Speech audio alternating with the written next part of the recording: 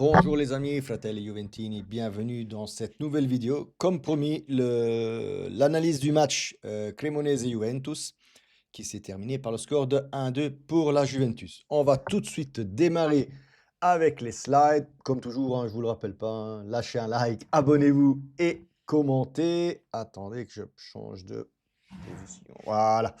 Donc voilà, démarrons tout de suite voilà, sur le premier but, hein, parce que clairement, le match venait à peine de commencer. On avait vu que la Juve allait de l'avant et voulait vraiment presser haut. Et voilà, je voulais vous montrer ce que je disais hier notamment sur Openda, où je disais que ses mouvements étaient bons. Donc le mouvement pour appeler le ballon était bon. Et quand il reçoit le ballon, ben, je ne sais pas pourquoi, il prend toujours la mauvaise décision. Dans ce cas précis, au fait, où il récupère le ballon, il faut qu'il tire in prima, je veux dire, il a tout ouvert. Après, peu importe qu'il le rate ou que la balle parte vers les tribunes ou que en plein sur le gardien, peu importe. Mais pour moi, dans ce cas précis, Openda aurait dû tirer dans les cages. Voilà, c'est ce que je pense. Et là, vous allez voir comment je veux dire, la décision que prend Openda. Attendez, je vais avancer. Voilà, attendez, je vais même enlever juste ça. Voilà, hein, pour une raison qu'on ne s'explique pas, les amis, pour une raison qu'on ne s'explique pas, Openda décide de prendre le ballon et de faire une espèce de talonnade avec la semelle vers l'arrière. Franchement, je me l'explique, même moi, j'arrive pas à m'expliquer ce choix de finalisation. Donc, il fait cette talonnade, semelle vers l'arrière et qui, chance pour la Juve, tombe dans les pieds de Baschirotto, si je ne me trompe pas, qui dévie le ballon et forcément de l'autre côté, bah, qui on a? Ben, on a le latéral, les deux latéraux hier qui ont très bien joué, Kostic et Cambias de l'autre côté, où, voilà, où Kostic arrive comme un boulet de canon par derrière et met le ballon dedans. Voilà, c'est ça que je disais, voilà, ça c'est une il y en a d'autres hein, dans les slideshows, c'est une des finalisations que je ne comprends pas de la part de Openda. Soit mentalement, il est bloqué. Dites-moi ce que vous en pensez. Pour moi, là, Openda aurait dû tirer dans les cages. Peu importe après, il tire vers, comme je l'ai dit, il tire sur le troisième. Il n'y a pas trois anneaux à Cremona, mais il tire sur la lune. Je m'en fous de ça. Mais c'était la décision à prendre à ce moment-là. Enfin, après, très bien, bah, on a eu de la chance, très bien, on a fait le 1-0. Mais pour moi, c'est quand même une finalisation ratée de la part de Openda sur ce coup-là. Voilà, c'est ce que je voulais expliquer, les propos que je voulais, que j'ai dit hier post-match.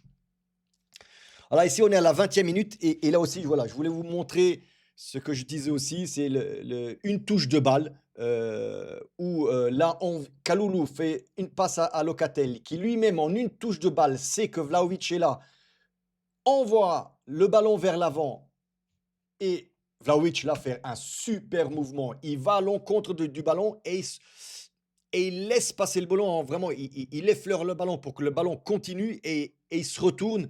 Et là, franchement, c'est vraiment très, très, très bien joué de la part de Vlahovic. Où, encore une fois, comme j'ai dit hier, en une touche de balle, on a, comment je vais dire, le on a sauté une ligne, on a sauté une ligne, voilà et pareil pour Vlahovic ici, pareil pour Vlahovic, en une touche de balle, enfin ce qu'il a fait, voilà, il fait sauter la défense et ça, c'est des mouvements, quand je dis les mouvements, ça c'est des mouvements que franchement moi j'adore et j'apprécie de voir. Après Vlahovic, sur ce coup-là, lui décide de tirer, un missile terre-terre, bon, là Audero est là, il n'a plus qu'à la dévier, mais potentiellement, quand on voit vraiment toute l'action, il y avait la place pour Vlahovic de mettre le ballon au milieu parce qu'Openda était là. Après, est-ce que ce serait but? Est-ce que ce serait on le saura jamais. Mais voilà, là, on voit clairement là les 2 joueurs par terre, je suis d'accord avec vous. Mais allez, 3 mètres avant ça, quand Vlahovic était sur cette position-là, il y avait moyen de la mettre, au milieu pour Openda. Donc pour moi, ça c'est encore un but raté en premier temps de la part de la Juve. Ici, un autre exemple de beau jeu hier, pas non, j'aime pas beau jeu, d'organisation de jeu. On voit où il y avait hier soir, il y avait une organisation de jeu. Il y avait des mouvements réfléchis, voilà. C'est que je ne voyais pas avec Tudor. Ou avec Tudor, c'était occasionnel, voilà, on va dire comme ça. Ou quelque part, je crois ici sur Openda, elle fait une transversale, sur Cambiaso. Cambiaso qui prend le ballon, commence, à avancer avec le ballon. Ici, Locatelli qui l'appelle de loin parce que après, c'est aussi un peu la faute du défenseur qui vient aider son collègue contre Cambiaso, mais oublie totalement Locatelli. Locatelli appelle le ballon, Cambiaso lui donne, et Locatelli, voilà, tire. Et là, bah, c'est aussi la chance, la malchance que vous voulez. C'est comme ça, c'est le foot. Là, Audero, il touche juste ce qu'il faut, la balle, juste, mais vraiment ce qu'il faut pour la dévier sur le poteau. Mais voilà, ça aurait pu être aller dedans, ça aurait pu ouais, on n'a vraiment pas de chance il faut dire que sur certaines actions, on n'a vraiment pas de chance. On en verra une en deuxième mi-temps avec Vlahovic. Heu, je veux dire, ouais, voilà, pas de chance sur ce coup-là. Il l'effleure juste ce qu'il faut pour la mettre sur le poteau. S'il ne la touche pas, ça fait pour moi, c'est le ballon est clairement dedans et ça fait 2-0 pour la Juve. Mais voilà, tant pis. Enfin, c'était tout ça pour vous montrer que clairement, en première mi-temps, les amis, on méritait largement de gagner plus que 1-0. Franchement, en première mi-temps, la Cremonese n'est jamais sortie de son milieu de terrain et elle est comme j'ai dit, les rares fois où, elle est sortie, surtout, elle est sortie du côté droit, donc du côté de bizarrement, du côté de Kopp Miners. Donc, peut-être que Nicola, l'entraîneur de la Cremonese, s'est dit: «Tiens, bizarre, Kopp Miners en défense, gauche, donc on va essayer d'attaquer plus de ce côté-là», mais Kopp Miners s'est très, très bien défendu et a très, très bien joué sur ce poste-là. Donc, rien à redire sur cette première mi-temps où on méritait largement de mener et de mener par un score qui, pour moi, devait être beaucoup plus ample que 1-0. On va en deuxième mi-temps, les amis, où voilà, à part les 10 premières minutes de flottement, je l'ai dit hier, quand on est rentré sur le terrain, on n'est pas vraiment rentré avec la même envie de jouer. Peut-être, voilà, qu'on avait vraiment trop dépensé déjà dans les 45 premières minutes, donc ils voulaient un peu gérer, leur physique. Mais voilà, les 10 premières minutes ne m'ont pas vraiment plu. Ils ont fait monter, Cremona, donc et ils ont fait, je pense un tir, hein, si je ne me trompe pas, mais qui part haut, enfin, peu importe. Et puis, tout doucement, on revient encore une fois, on agresse le Cremonese, on attaque, on remonte tout le barycentre de la Juve, très bien. Et puis voilà, sur cette action-là, très bonne action, Thuram, Kopp Meiners et tout, vers McKennie qui va vers dans la surface de réparation, mais un superbe ballon, mais vraiment un super ballon, devant la cage. Et là, je ne sais pas si on le voit les amis, je vais essayer de zoomer, ça se voit pas très bien et ça c'est le défaut pour moi, hein, c'est le défaut de Vlahovic. Là, pour moi, Vlahovic ne doit pas aller il effleure le ballon, il touche le ballon qui dévie le ballon, on va dire. Où là, pour moi, il doit aller clairement, il doit aller avec son pied droit.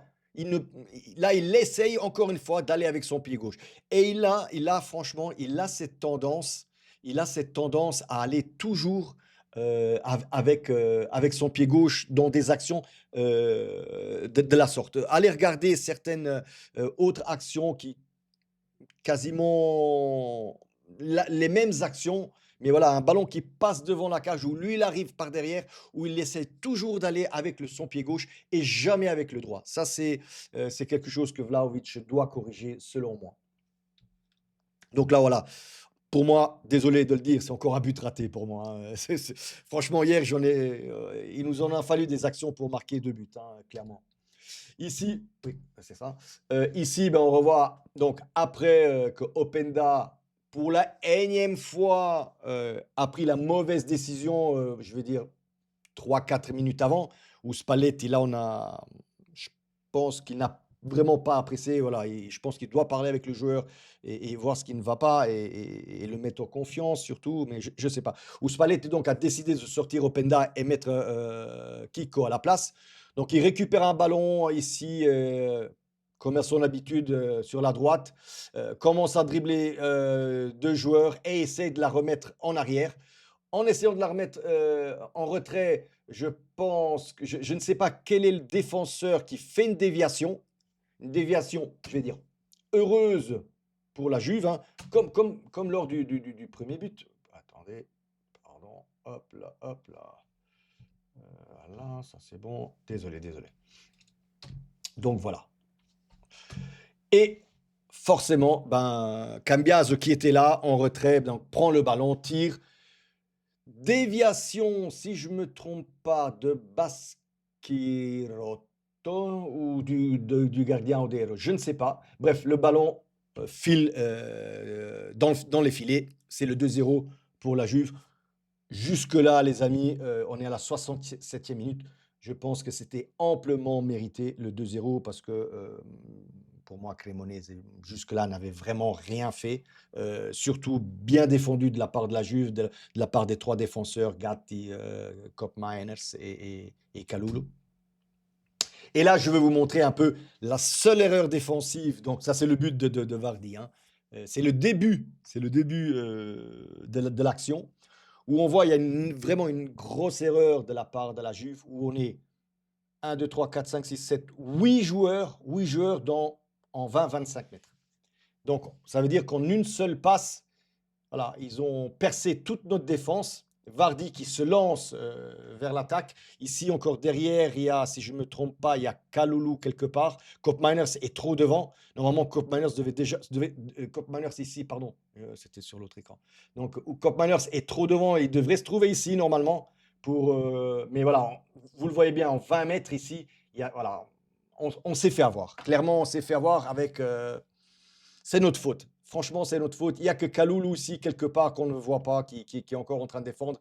Et beaucoup, beaucoup plus derrière. Il y a Gatti qui, lui, clairement, s'est fait déborder par Vardy. Enfin, je ne comprends toujours pas comment il a pu se faire avoir par Vardy. Comme je dis toujours, Gatti qui fait 2 mètres quasiment, lui qui fait 1m70, 1m75, 80, allez, maximum 78. Je comprends pas. Je comprends pas. Et puis, oui, bah, but de Vardy, vous le savez très bien. Mais j'ai voulu vous montrer ici deux images de notre héros national, Di Gregorio. Et je le redis, il y a une erreur à la base des joueurs. On l'a montré ici. Il y a une erreur à la base de toute l'équipe, hein. Je ne dis pas ça. Mais juste pour vous montrer Di Gregorio ici, voilà, où quand je dis qu'il n'est pas souple, hein, tout simplement, il n'y a rien à faire. Même par derrière, je veux dire, mais pourquoi, hier je l'ai dit dans en vidéo, mais pourquoi il n'a pas allongé la jambe au maximum? Pourquoi il ne s'est pas... Non, vous voyez, quand je dis que la jambe était pliée, je suis... En regardant cette action, et là c'est une photo, mais si vous regardez en vitesse réelle, si la jambe de Di Gregorio est totalement, ça, s'il arrive à allonger totalement la jambe, il peut dévier le ballon. Il peut dévier le ballon. Quand je dis que ce gardien a des lacunes ou n'est pas souple, c'est dans ces cas précis-là. Où il est déjà sur les genoux, ben vous le voyez dans l'action avant, il est déjà sur les genoux et n'arrive pas à allonger toute sa jambe. Ah, alors, encore une fois, alors hier je l'ai dit, 50% Gatti et 50% Di Gregorio, c'est comme toujours, hein, c'est les après-matchs. Mais c'est là que je veux vous expliquer. Et ce n'est pas parce que, franchement, Di Gregorio, je ne le connais pas, hein, mais ça a l'air d'être un chouette type. Franchement, j'ai rien. Mais sportivement parlant, pour Di Gregorio, et alors c'est clair qu'à la Juve, on a toujours eu des super bons gardiens. On a toujours eu des super bons gardiens. Et donc forcément, la barre, elle est haute. Pour tous les gardiens qui viennent à la Juve, la barre, elle est très haute. Mais c'est ce que je m'attends aussi d'un gardien. Et voir Di Gregorio constamment répéter ces mêmes erreurs-là, moi, là, voilà, voilà. Heureusement, hier, on a gagné 2-1. On a, voilà, suite à ce but-là, on a aussi réouvert le match pour la Cremonese. Il restait encore 10 minutes à jouer, les amis, 10 minutes à jouer. Donc voilà, c'est ce que je voulais. Je pense que. Attendez, je vais juste regarder, mais je pense qu'il n'y a plus de slide derrière. Non, non, il n'y a plus de slide derrière. Donc voilà, c'était juste pour vous montrer un peu l'analyse de ce match-là, de aussi vous expliquer un peu tous les propos et avis que j'ai donnés hier soir dans la vidéo post-match. J'espère comme toujours que cette analyse, elle vous a plu. Je sais que certains d'entre vous vont me dire que je suis trop dur avec Di Gregorio. Je l'accepte, les amis. Après, on ne changera pas, hein. Après, quand Di Gregorio fait des bonnes choses, je le dis aussi, hein, face au Real, il a fait des bonnes choses. Et je le dis aussi. Mais ce n'est pas une prestation de Di Gregorio, une bonne prestation de Di Gregorio face au Real qui peut effacer tout le reste. C'est comme je dis toujours. On est arrivé alla fin della vidéo. Come sempre, ragazzi, fino alla fine, forza Juve.